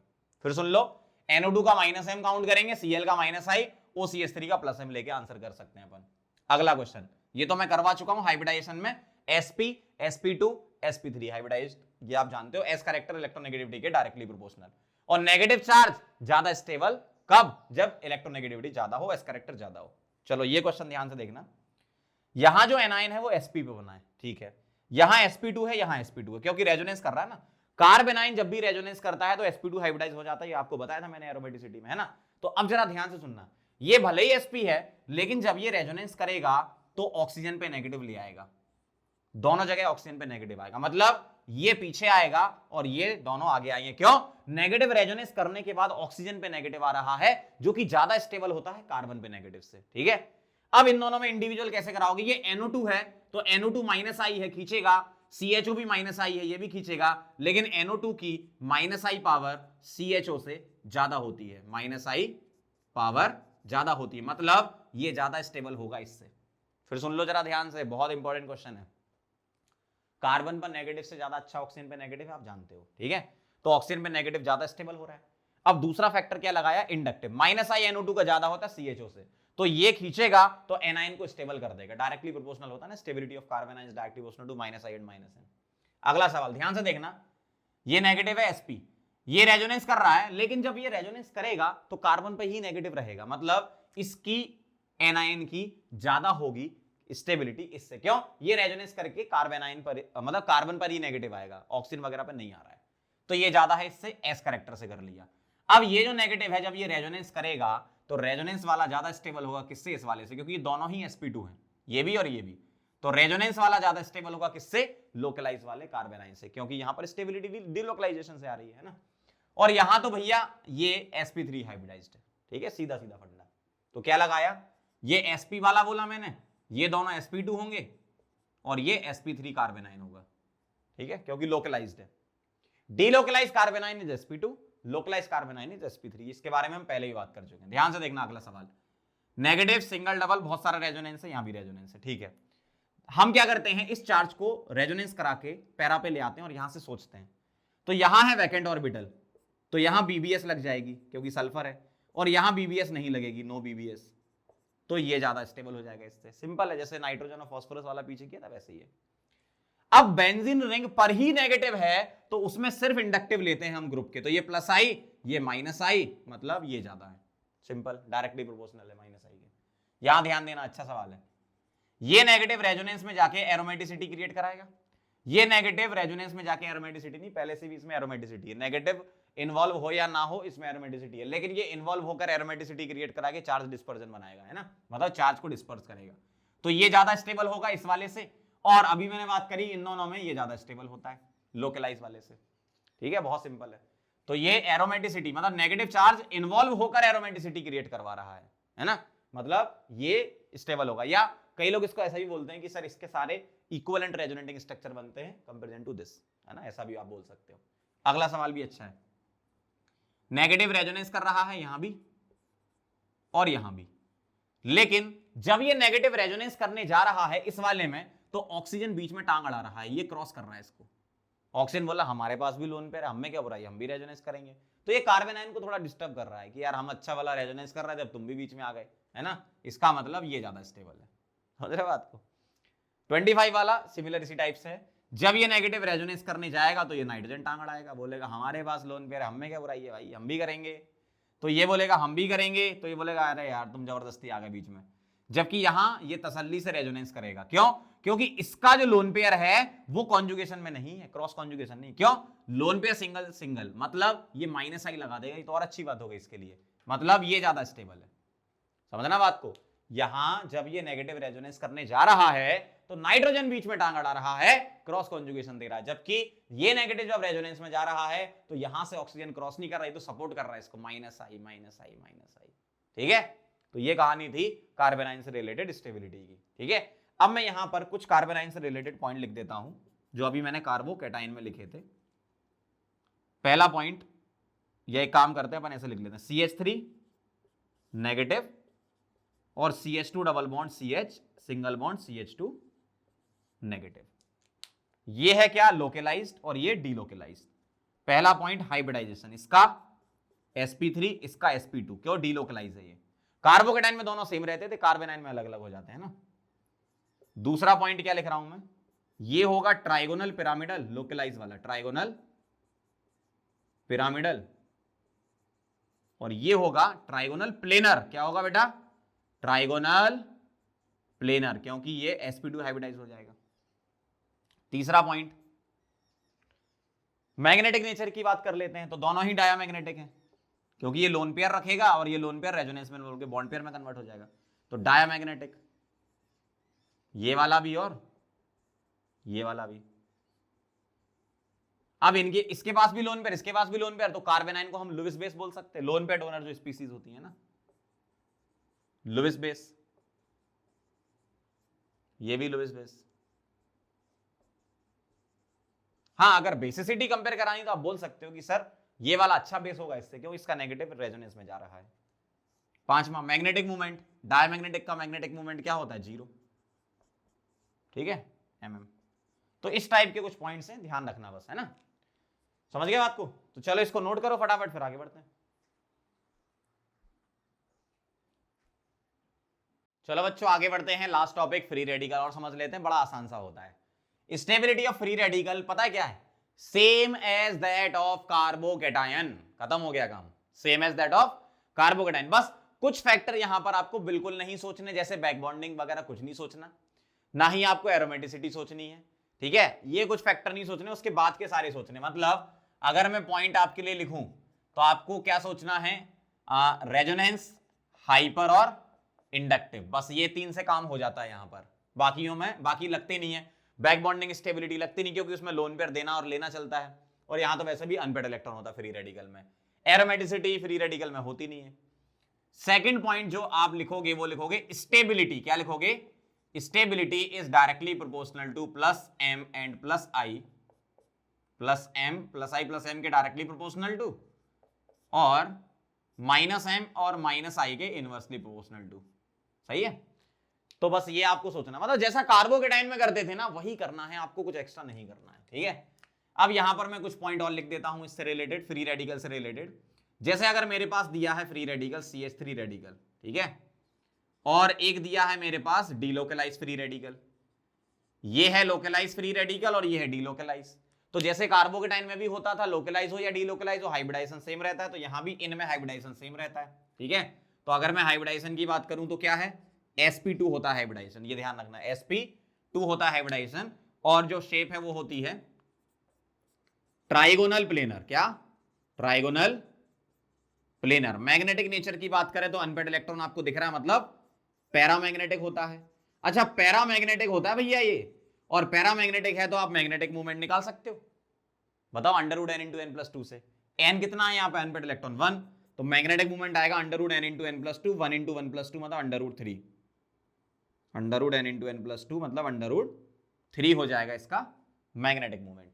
क्या ये लुईस एसिड है या लुईस बेस है? देखो, लुईस एसिड मतलब लोन पेयर लेने वाला, लुईस बेस मतलब लोन पेयर देने वाला। यहां तो कुछ ऐसा होगा ही नहीं, क्योंकि एक ही इलेक्ट्रॉन अनपेड इलेक्ट्रॉन है इसके पास, तो neither Lewis acid, neither Lewis acid nor Lewis base, ठीक है।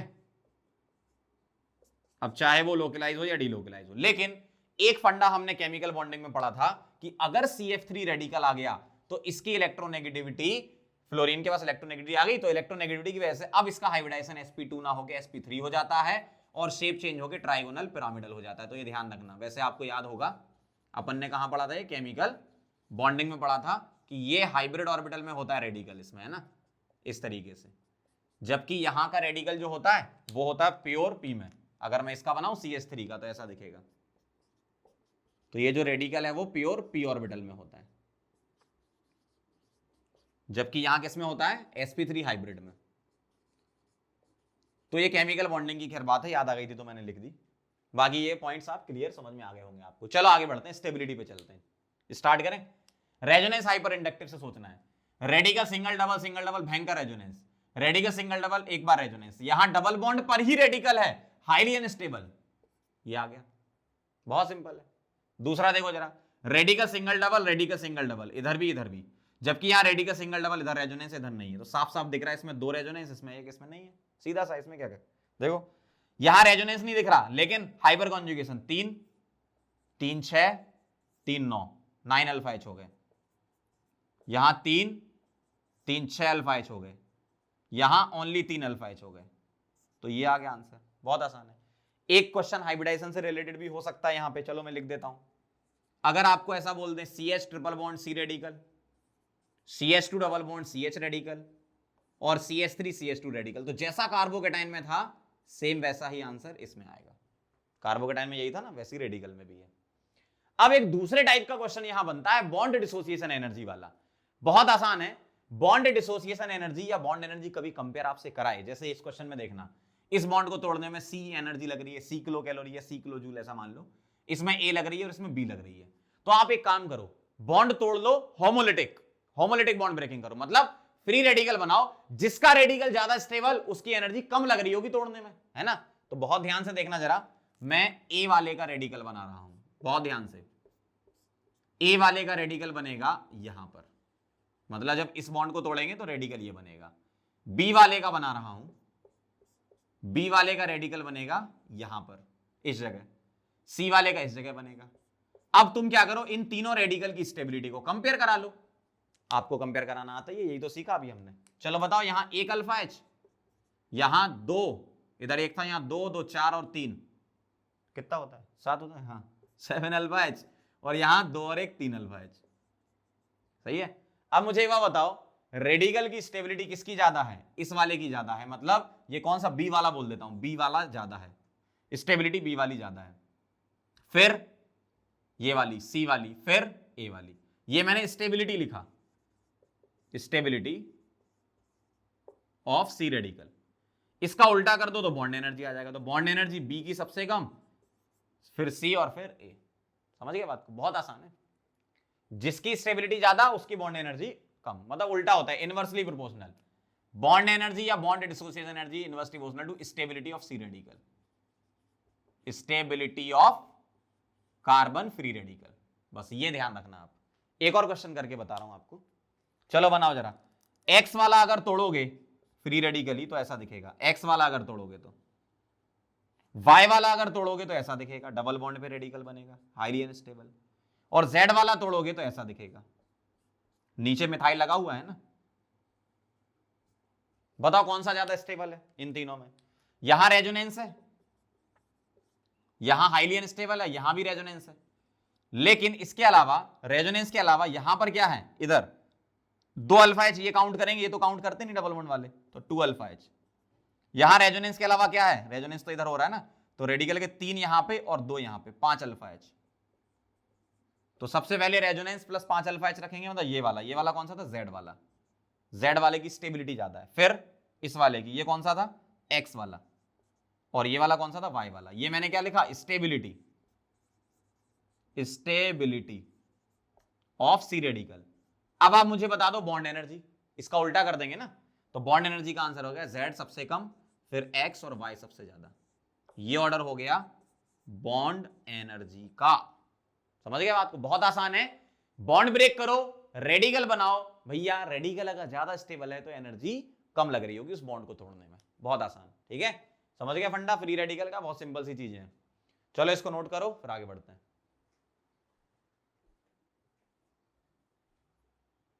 चलो बच्चों आगे बढ़ते हैं। इंटरमीडिएट से रिलेटेड आपका असाइनमेंट 22 लेक्चर 10 चल रहा है, एमएससीएस में जीओसी वाले चैप्टर में दे रखा है। क्वेश्चन नंबर 13 से एंड शुरू करेंगे, क्या बात है। क्वेश्चन नंबर 13 को देखेंगे, most stable carbocation among the given example is. आपको क्या सोचना है, क्या बताया था कार्बोकेटाइन में मैंने, बैक बॉन्डिंग स्टेबिलिटी पहले सोचो, अगर वो नहीं है तो एरोमेटिसिटी सोचो, वो नहीं है तो रेजोनेंस सोचो, वो नहीं है तो हाइपर सोचो, वो नहीं है तो इंडक्टिव सोचो, और आंसर आ जाएगा इतने में आपका 61। ठीक है, 13 हो गया, 61 में क्या कह रहे हैं आपसे, 61 some pair of ion are given below. बहुत अच्छी बात है। In which pair first ion is more stable than second. अरे यार कार्बोकेटाइन दे रखे हैं, अभी जो बोला वही करना है आपको, है ना। 78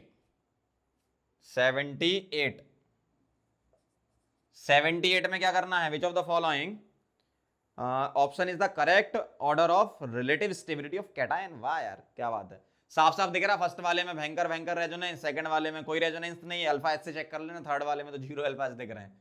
79, अब इसके आगे बोलूंगा तो सीधा आंसर ही लिख दोगे आप, है ना, आप भी तो कुछ करो।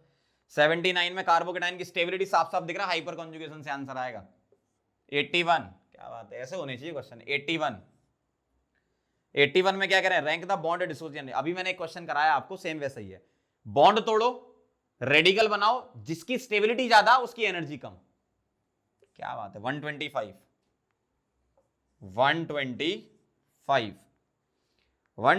में इनका क्या कहना है, which of the following is the most stabilize carbocation. देखो कार्बोकेटाइन में आपको वही सारे फैक्टर लगाने बैक बॉन्डिंग से लेकर इंडक्टिव तक, लेकिन मैंने आपको क्वेश्चन ऐसा भी कराया था कि आपको पहली नजर में बैक बॉन्डिंग नहीं दिख रही होगी। जैसे ऑप्शन नंबर डी में देखेंगे, पहली नजर में बैक बॉन्डिंग आपको नहीं दिख रही है। बना के दिखाता हूं मैं, देखना। आपको पहली नजर में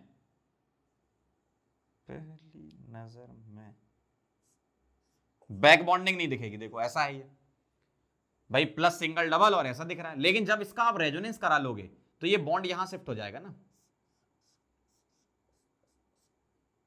अब देखो आप इसमें बैक बॉन्डिंग दिख गई आपको, तो ये ध्यान रखना कार्बोकेटाइन रेजोनेंस करके बैक बॉन्डिंग कर रहा है, इसका मतलब वो भी स्टेबल है बैक बॉन्डिंग जितना ही। और ये तो अच्छी बात है कि रेजोनेंस के साथ बैक बॉन्डिंग एक्स्ट्रा मिल रहा है उसको, है ना। 126 which carbocation is the most stable. Positive charge check करो यार, देखो सीधी सी बात है, back bonding, aromaticity, resonance, hyper inductive. Answer 127। Consider a positively charged C2H3 species in which the positive charge carbon is sp hybridised. क्या? हाँ ठीक है, sp हाइब्रिडाइज्ड कर, okay. The uncharged carbon is sp2 hybridised. अच्छा दो carbon चाहिए ना, अरे यार CH2 double bond CH plus, खत्म कहानी, हो गया काम खत्म। ये sp2 होगा और ये कार्बोकेटाइन sp हो जाएगा। कार्बोकेटाइन बनने के पहले वो भी sp2 रहा होगा। मान लो यहां पर CH2 था तो H नेगेटिव निकल गया, तो यहां पॉजिटिव आया, तो ये अब sp हुआ, पहले sp2 था। कौन? इथीन। इथीन का H माइनस निकाल दिया अपन ने, तो ऐसा दिखेगा आपको, है ना। अब मुझे एक बात बताओ, बस खत्म हो गया। इसको क्या बोलते हैं? इसको बोलते हैं विनाइल। इसका नाम क्या है? विनाइल। और ऑप्शन में बता देता हूं मैं, उनको भी याद कर लेना।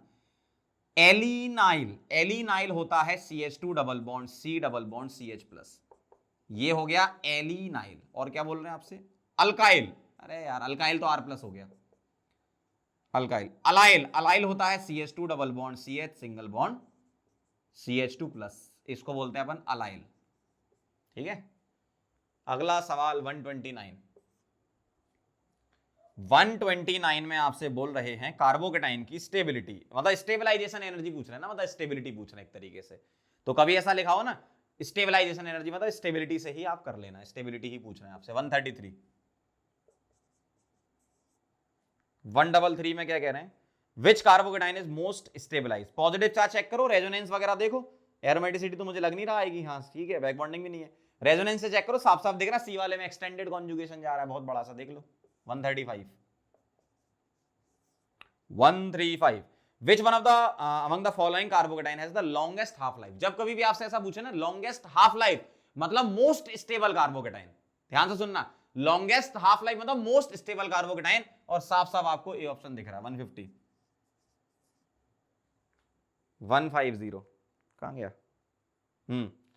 विच of the following compound has most acidic hydrogen. ये मैंने आपको ऐसे बताया था, आपको जो साफ साफ CH वाला था, CH वाला, तो CH वाला H हटा के वहां एनाइन बना लो, और अब एनाइन में स्टेबिलिटी कंपेयर करा लो। जो एनाइन ज्यादा स्टेबल होगा उसका H आसानी से निकल रहा होगा, मतलब मुझे साफ साफ B वाला दिख रहा है। क्यों? उसमें बैक रेजोनेंस, बैक बॉन्डिंग हो रहा है। देखो उसमें हो रहा है D ऑर्बिटल रेजोनेंस, कार्बन पे नेगेटिव बनाओगे, सल्फर के पास वैकेंट D ऑर्बिटल है। ये करवा चुका हूं सवाल आपको, है ना।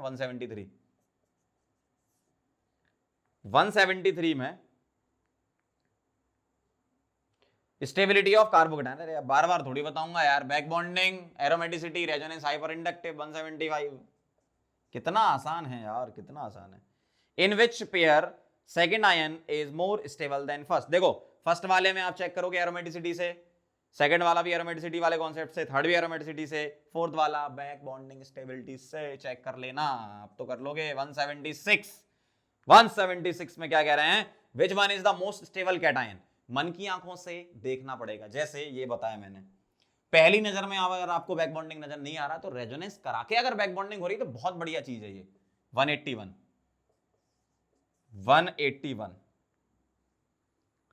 Rank the alkyl radical. अरे यार रेडिकल में स्टेबिलिटी जैसे हम कार्बोकेटाइन में करते हैं, सेकंड वाला सबसे ज्यादा दिख रहा है और भैया फर्स्ट वाला सबसे कम दिख रहा है ना, चेक कर लेना। 182 among the given cation the most stable carbonium है। इनके नाम आपको पता नहीं होंगे तो वो लिख देता हूं मैं। ए ऑप्शन जो है सेकेंडरी ब्यूटाइल कैटायन, वो ये होता है। B option tertiary butyl cation, ये होता है। ठीक है, यहां 3 डिग्री पे पॉजिटिव। सी वाला एन ब्यूटाइल कैटायन ये होता है, और डी वाला नन ऑफ दीज ऐसा दिखता है, NOT, है ना, ऐसे करना है। अगला सवाल है 183, cyclohexadiene contain vinylic and allylic. देखो विनाइलिक अलाइलिक पोजीशन में पहले भी आपको बता चुका हूं, एक बार फिर से बता देता हूं। जैसे इन्होंने ये बोला है ना, तो ये विनाइलिक, ये विनाइलिक, ये अलाइलिक, ये अलाइलिक, ये विनाइलिक और ये विनाइलिक। डबल बॉन्ड वाली पोजीशन विनाइलिक है, डबल बॉन्ड वाले कार्बन विनाइलिक कार्बन होते हैं, और इससे जुड़ा हुआ अल्फा कार्बन ये वाला ये अलाइलिक होता है। ठीक है, चेक कर लेना एच कितने हैं, बस हो गया काम। ठीक है, तो बढ़िया तरीके से आप इसको रिवाइज करो। सारा इंटरमीडिएट की स्टेबिलिटी हमने पढ़ ली है। कार्बोकेटाइन कार्बेनाइन फ्री रेडिकल हमने यहां कवर किए हैं। आगे जब हम रिएक्शन वाला पोर्शन पढ़ेंगे तो वहां मैं आपको कार्बीन, नाइट्रीन और बेंजाइन भी रिएक्शन के अंदर बताऊंगा, क्योंकि यहां पर अगर अपन बहुत सारी चीजें लेकर बैठ गए तो जीओसी तो खैर बहुत लंबा खिंच जाएगा। ठीक है, तो जो हमें कम जरूरत है उसको हम बाद में पढ़ लेंगे, जिसका आपको रेयरली एक आध क्वेश्चन दिख जाता है गलती से, है ना, तो उसको अपन रिएक्शन के टाइम पे कवर कर लेंगे। ऐसा नहीं है कि छोड़ देंगे, उसको हम कवर कर लेंगे। जैसे सॉल्वेंट वाली चीजें हैं, पोलर प्रोटेक, पोलर एप्रोटेक सॉल्वेंट, आप देखोगे जीओसी में क्वेश्चन डाल रखे हैं उसके, लेकिन हम सॉल्वेंट वाला पार्ट SN1 SN2 रिएक्शन जब पढ़ेंगे तब कवर कर लेंगे। अब बात आती टाइप ऑफ रिएक्शन की, तो टाइप ऑफ रिएक्शन अलग से पढ़ने का कोई मतलब ही नहीं बनता मेरे हिसाब से। अगर हम कोई पर्टिकुलर चैप्टर के अंदर जा रहे हैं तो वो चैप्टर में जैसे अल्कीन है, तो अल्कीन जो है वो इलेक्ट्रोफिलिक एडिशन रिएक्शंस देती हैं, तो हम वहीं पे लिख लेंगे कि ये एक इलेक्ट्रोफिलिक एडिशन रिएक्शन का टाइप है, तो हम रिएक्शन वाला पोर्शन वहां कवर कर लेंगे ताकि हमारा यहाँ पर टाइम बच जाए। ठीक है, और जल्दी से हम चैप्टर के अंदर घुस जाए हाइड्रोकार्बन के अंदर। और इसमें जो एक चीज बची है टॉटोमेरिज्म वाला, एक लेक्चर टॉटोमेरिज्म का और आएगा जिसमें अपन इनॉल कंटेंट के बारे में बात करेंगे। ठीक है, बहुत सारी चीजें तो नहीं पढ़ेंगे अपन, क्योंकि अपन ने ऑलरेडी इतना पढ़ लिया है जीओसी में कि हमारा बेस बन चुका है। हमारा बेस इतना स्ट्रांग हो गया है कि हाइड्रोकार्बन से लेकर आप एंड तक चले जाओ, कार्बोक्सिलिक एसिड, अमीन वगैरह, सारी की सारी चीजें आप बहुत आसानी से समझ जाओगे अगर आपने जीओसी के लेक्चर सारे के सारे अच्छे से देख लिए। ठीक है, अभी इसमें एक लास्ट लेक्चर और आएगा, स्टेबिलिटी वाला तो खत्म हो गया अपना ये वाला। इसके बाद एक लेक्चर आएगा टॉटोमेरिज्म पर बेस्ड। मैंने आपको बताया था, जब मैंने आइसोमेरिज्म पढ़ाया था तो सिर्फ आपको ये बताया था कि चेक कैसे करते हैं, टॉटोमेरिज्म एग्जीबिशन चेक कैसे करते हैं। अब हम क्या पढ़ेंगे, अब हमने जीओसी पढ़ लिया, तो अब हम पढ़ेंगे टॉटोमेरिज्म में इनॉल कंटेंट और ड्यूटेरियम एक्सचेंज वाली चीजें। मतलब एक लेक्चर उसका और लगेगा, तो अपना जीओसी बहुत सारा कवर हो जाएगा। समझ गया बात को। बाकी इलेक्ट्रोफाइल, न्यूक्लियोफाइल, न्यूक्लियोफिलिसिटी, इलेक्ट्रोफिलिसिटी, जो चैप्टर हम पढ़ेंगे, जो भी रिएक्शन आएगी, जैसे न्यूक्लियोफिलिक सब्स्टिट्यूशन रिएक्शन आ गई तो हम वहीं पे न्यूक्लियोफिलिसिटी वगैरह कवर कर लेंगे, या कहीं बीच में न्यूक्लियोफाइल मिल गया तो वहां कवर कर लेंगे। तो ऐसे अपन धीमे धीमे कवर कर लेंगे जो चीजें बाकी जीओसी की बची हैं। क्योंकि होता क्या है ना, हर इंसान अलग अलग तरीके से चीजें पढ़ाता है, सबका अलग अलग फंडा होता है। ऑर्गेनिक में बहुत सारे टीचर होते हैं, वो अलग अलग लेवल से अलग अलग चीजें पढ़ाते हैं, ऐसा नहीं कुछ छुड़वाते हैं, सब लोग सभी चीजें पढ़ाते हैं। कोई कहीं पढ़ाता है, कोई कहीं पढ़ाता है, ऐसा है। सभी टीचर बराबर से ही पढ़ाते हैं, ऐसा कुछ नहीं है, है ना।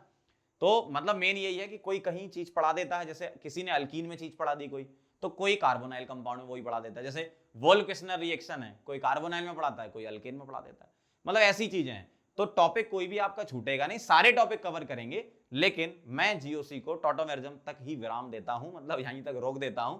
इसके बाद हम चैप्टर में चले जाते हैं, जहां सॉल्वेंट आता है वहां सॉल्वेंट पढ़ा देते हैं, जहां न्यूक्लियोसिटी आती है वहां न्यूक्लियोसिटी पढ़ा देते हैं, तो बाकी चीजें कवर हो जाती है। कई लोग इसी में ही जनरेशन ऑफ कार्बोकेटाइन बताते हैं, रीअरेंजमेंट बताते हैं, हम उसको अल्कीन वाले चैप्टर में कवर कराते हैं। तो सारी चीजें कवर हो जाएंगी, बस जो मैं कहता जा रहा हूं, जो मैं करता जा रहा हूं, जो मैं बताता जा रहा हूं, उसको अच्छे से करते जाओ तो सिलेक्शन आपका हो जाएगा। ठीक है, इतनी तो गारंटी है।